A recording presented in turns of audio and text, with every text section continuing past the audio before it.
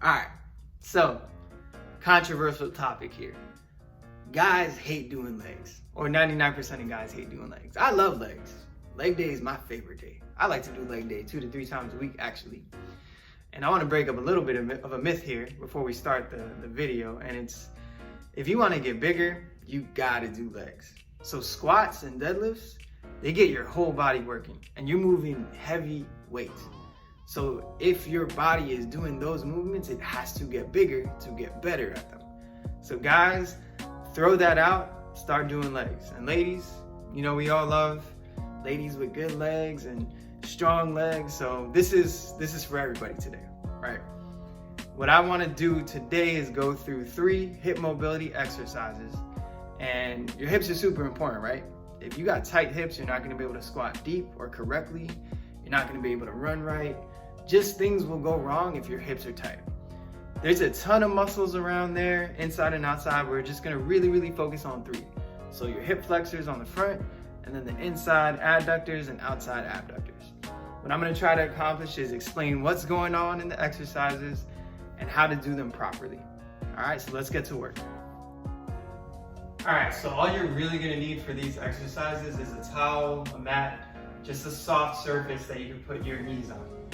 This first one's going to be focusing on your hip flexors, and a quick tip is that when you're stretching on a muscle, you want to activate its antagonist and do the opposite action. So when we're doing a stretch for our hip flexors, the muscles on the front part of our hips, right? So we want to activate the muscles on the back part of the hips. And the biggest hip extensor is going to be your glutes, right? So we want to get into a posterior pelvic tilt, which means if this is your hips, like a bowl of water, you want to tilt them back, like the water's spilling back, right? That's going to put our hips in an even more stretched position.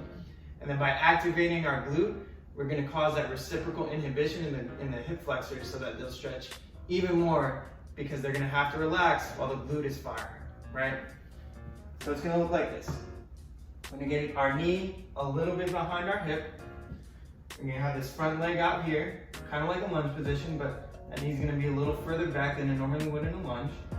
The back foot doesn't matter, whatever you feel most comfortable with. I like having my toes in the ground so I have more control over my leg.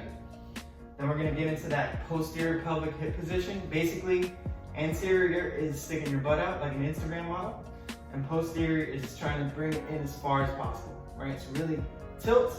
Squeeze that glute on the same leg that you're trying to stretch.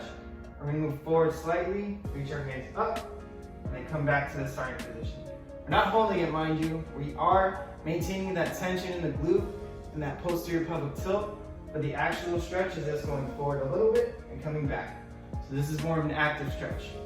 All right, so the second stretch, we're going to take one leg, throw it out here, make sure your knee is over that heel. We're going to line up that heel with this knee.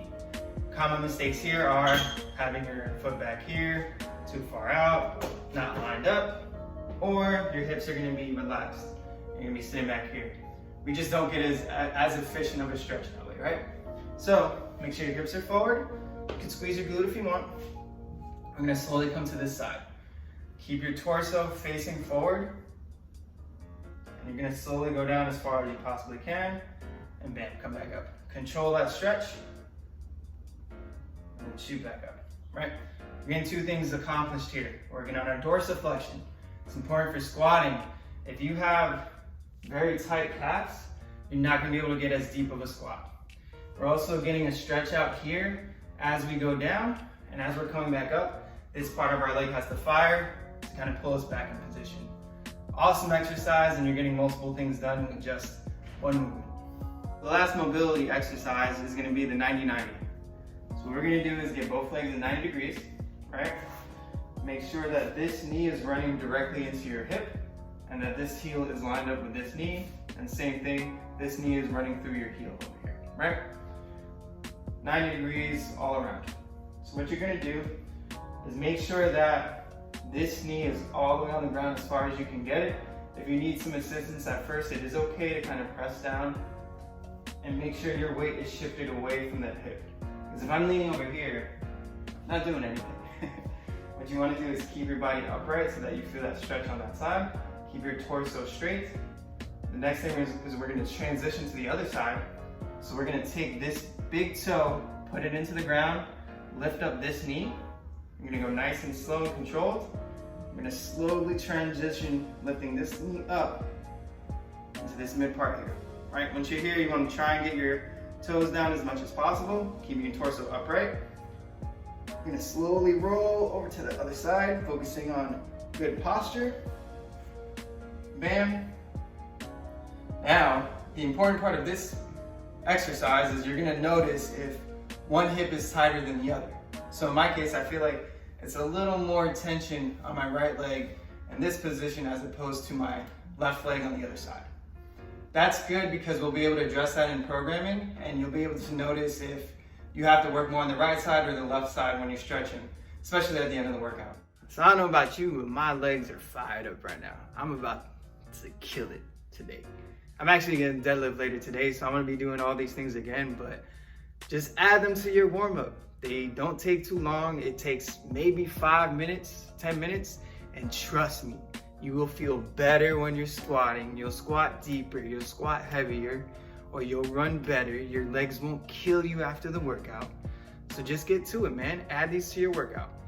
If you have any questions, go to my Instagram, DM me there. And on my Instagram, I'm gonna have a full kind of walkthrough of the sets and reps and how long this whole warm-up process should take when you're doing these hip mobility exercises. So check it out in the description, and I'll see you around.